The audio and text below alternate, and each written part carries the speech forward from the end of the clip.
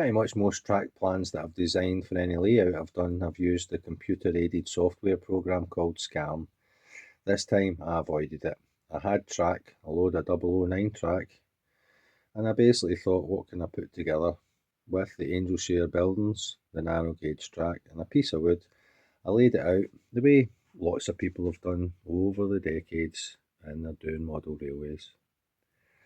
So I've started sketching on pencil the idea that will be a bridge leading in, and below it will be a loch with a little rock face round there. Now I've kind of carried the loch side along the edge here, and it finishes here, and then we've got a little downward elevation for the passenger train to come in.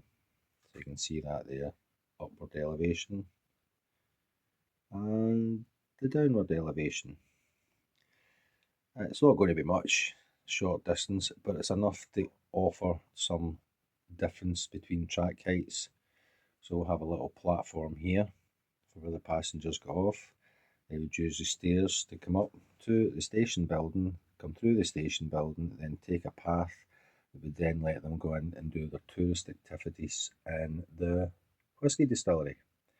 I've also pushed the tracks up and the building up a little bit. These are the ones that are the dotted lines, kind of showing the new placement of the tracks. So we still have enough room between the edge of the tracks and the little rock face that will run between the station platform and those sidings for the Ingle Nook. So that's my idea so far. Basically just taking it all out of my head, sitting with the board, draw out the track plan and then throw some pencils down and work out the idea for there. So we'll see how it goes. This is the fun of this hobby, is basically taking it as you go. And the X is extension for where the track will be flat, when the rail car will come in and disperse the passengers onto that platform. So yeah, let's take it from there and see what happens next. So I've been on the bay getting some bits for the 009 narrow gauge whisky distillery, Angel Share. Yeah, I'm not a very original modeller. I know I've got NAM 68 and I'm doing a big version of NAM 68. I had a 00 gauge version of Angel Share and now I'm doing a small version of Angel Share. Not very original, I know, but it's a case of kind of just using what I've got, and that's why Angel Share and narrow gauge came up. Now what I've done is I've been on MD models on eBay, and I've got this double-ended diesel shunter body, which it's the first time I think I've got a matte ditch.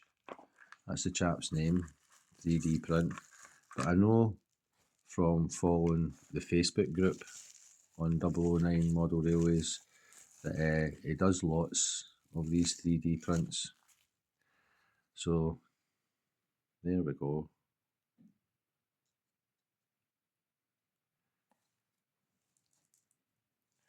Hopefully you can see that all right. The focus is okay. But yeah, this is ideal. This is the sort of shunter I'm looking for using, actually running on Angel Share. But it's nicely detailed. A little bit of print marks on it, which I'll obviously sand down.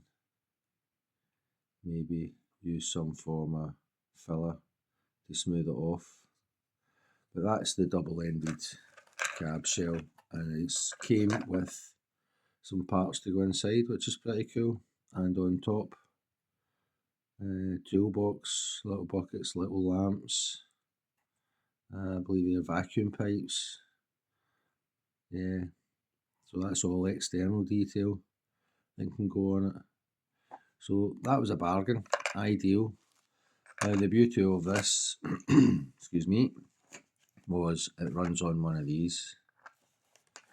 So if we kind of set that over that, that's what's going to happen there. You can see that the Cato 11105, which I got for $15 at Model Rail Scotland, a bargain for a little double bogie or bobo chassis. And they're great little motors. I already used a few of these on NAM 68, so I thought that'll be ideal. Get that painted up and use that on Angel Share as the shunter. I just need to check how couplers and etc. fit on it, because obviously on the body of the loco we can see it's got these buffer beams where I'll need to put something on there or figure out how to hook in a coupling on it so that it can do the job of shunting. Now, while I was on the bay, I also acquired this Narrow-Minded Railworks on eBay. Love this guy's stuff. It was basically him that started the whole Anam 68. It's his fault, but that's because he had the little Vietnam armoured car, the Wickham armoured car. He had that on his site, and that's what sparked the whole thing. But he always wraps stuff in black paper as well, which is pretty cool. But yeah, I got some stuff off him. Let's see what we've got in here. It'll be a little bits, full of little bits.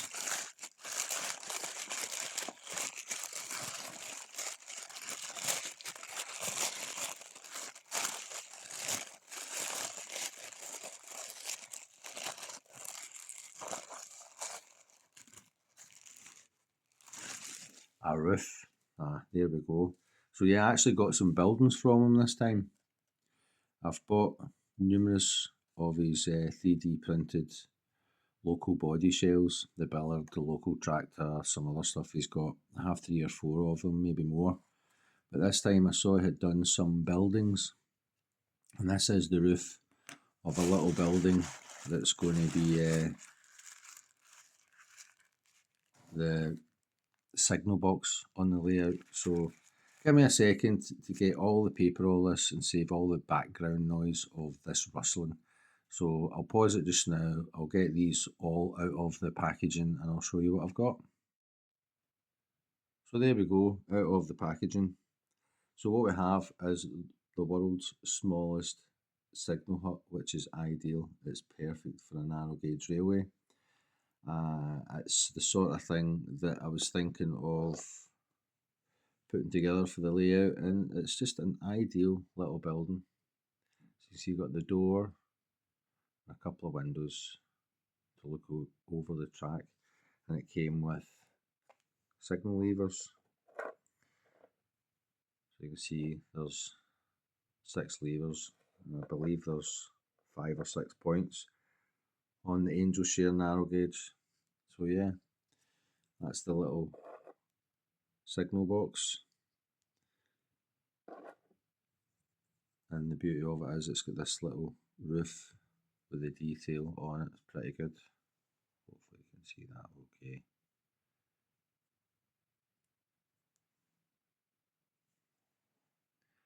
Getting the focus right, but it's got little rafters, roof beams, supports in it. It's also got the little end pieces, can't remember what this is called again, but that's quite nice the way it's scalloped. So yeah, ideal little signal box to go on the layout. Tolerances are superb, and he also supplies glass. That's got the coating on it, a little bit of film on it. I've took off the outside blue part because it got caught on the sellotape that it came packaged with. But yeah, that's your basically 3 pieces of glass that you can put on. Very considerate and thoughtful. And we also have a water tower, which is perfect. Ideal little water tower to go next to the little engine shed. Guy's detail's amazing. He does a great job printing these. Very little in the way of flash or lines on it. You might get a little bit here and there, that little bit there, but his prints are superb. And this also comes with the water, the clear part for the water, and a pane of glass for that side there. So yeah, great little pieces of kit, and I shall be painting these up. Obviously give them a good clean and warm soapy water, and then we'll get them primed and painted and it's a great little addition. So cheap as chips, I would say this is kind of a pocket money side of the hobby, because you're looking at that there was maybe 20 quid for high quality 3D print and all the details including postage and packaging. Then you get this, and that was about 20 quid, and that's 15 quid. So you're getting a working locomotive. Yeah, you've got to put the effort in and clean it up and paint it and stick all the bits on and attach the chassis and figure out how couplings are going to work. But for 30, 35 quid, it's a bargain for a running locomotive that you do in your own livery. So yeah, what am I like with kits and chassis? I know I've got that one to do, the staff car that I'm excited to do on the ON30. I'm really wanting to get my teeth into that. No excuses with what's going on in life just now, it's just quite busy and hectic. But yeah, I'm going to find the time to get into more modelling, and these are the ideal little pieces that can inspire me. But I still need to get the wood to frame up Angel's Share narrow gauge and secure that board before I get the foam on, and then start working in the landforms that I've explained. So yeah, there we go. Some narrow gauge goodies from eBay. Bargain all in all.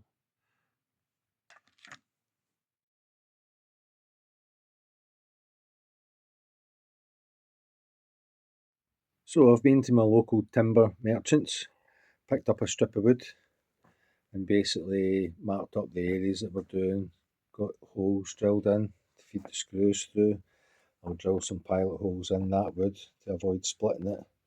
So I'll probably go in about yay far, and I've got these screws that once they pop through there, they should get a good bite into that there. So yeah, got a few of them on, get them done. Also have some cross members that I'll put together for the frame, and yeah, let's get this layout rocking.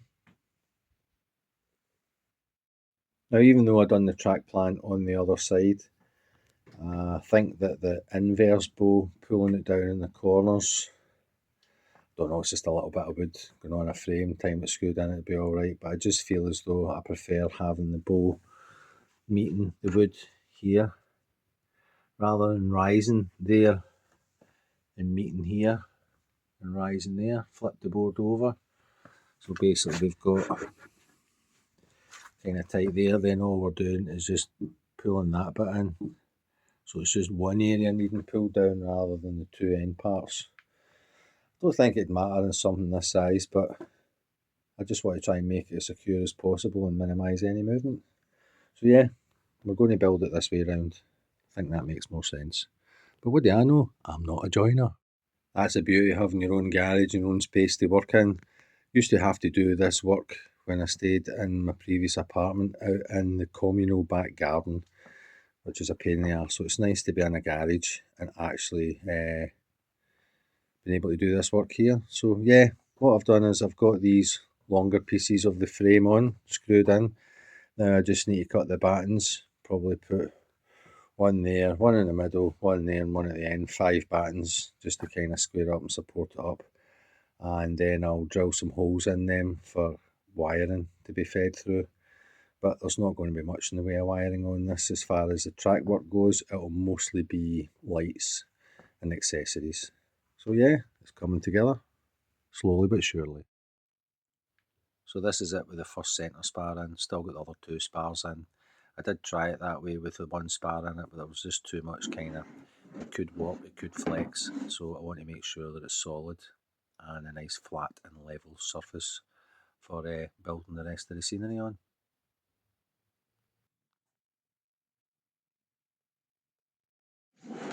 So that's it, nice and solid, flat and level.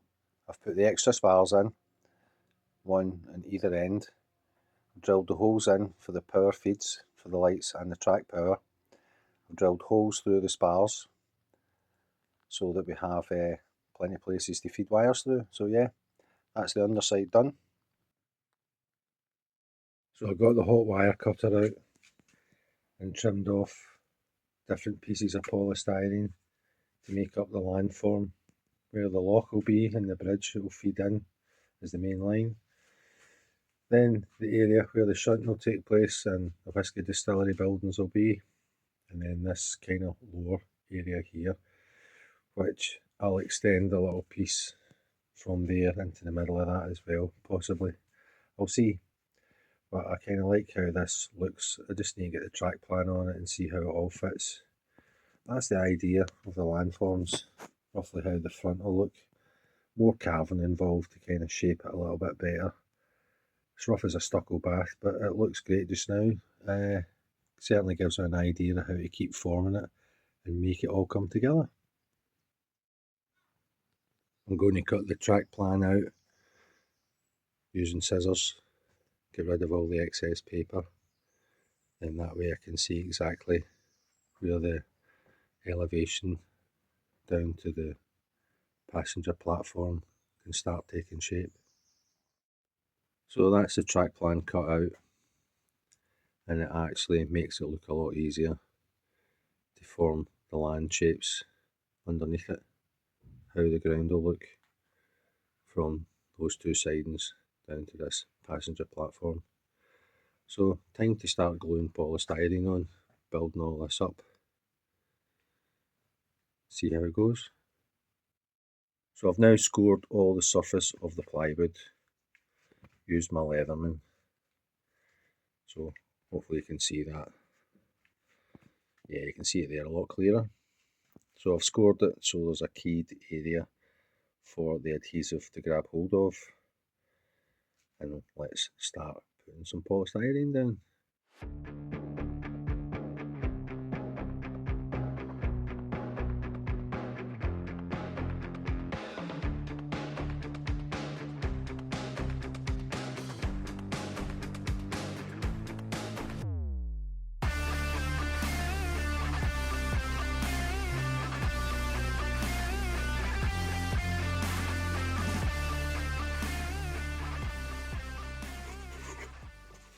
So here we go, first bit to go on.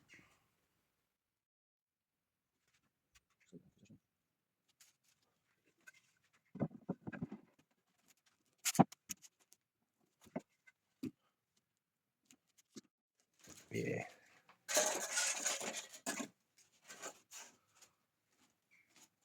That's it, pretty much square.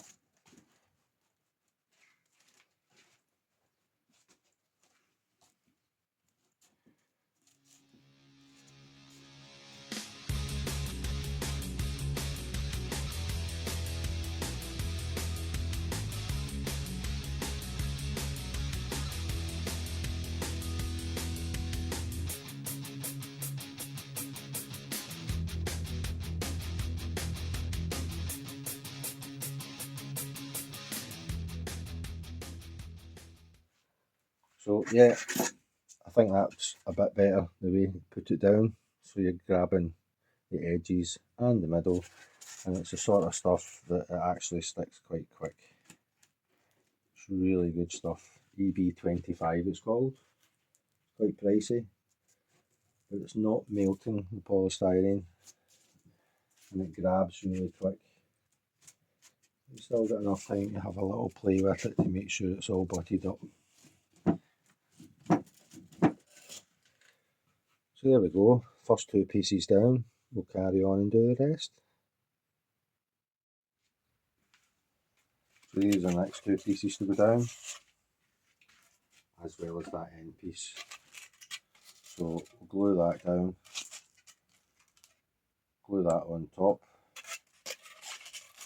and glue this in here. So a slight discrepancy in height here, but I'm making do. This is all offcuts of polystyrene that I've got, and I just try to make the best use of it. So I think that'll be okay here. Once it all gets levelled up, it should be pretty much on the level. So let's get the next part glued down. So that's the first part glued down. We'll get the next bit done.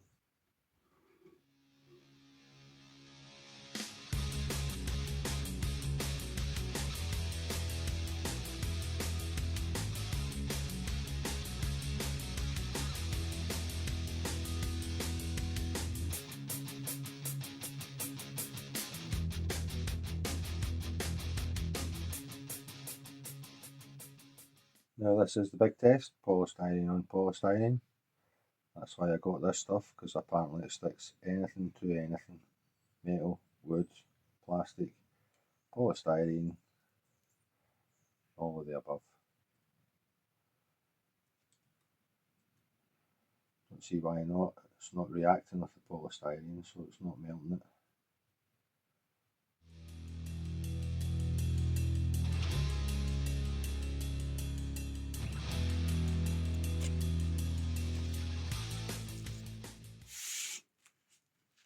Perfect. So I'll carry on, do the rest of it. That gives you an idea of how I've done this, my approach, what I'm using. As I said, it's this EB25, the ultimate sealant and adhesive. So I'll just let that dribble on there while I get the next pieces together and I'll stick them down. So I'll show you it once it's pretty much finished. Here is the finished landform with all the polystyrene down.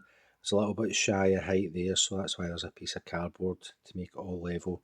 The bridge is just a piece of polystyrene cut to make it look like a bridge, to give the idea of what's happening in the lock area. That's the lower area where the passenger train will come in.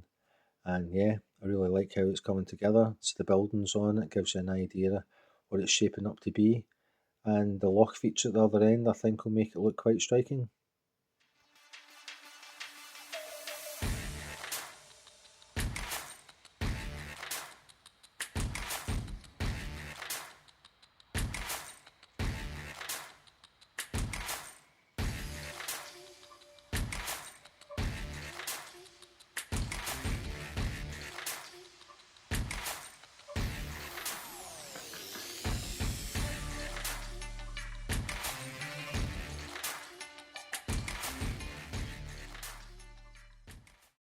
So on a side note, the new area I moved to so happens it has a model shop.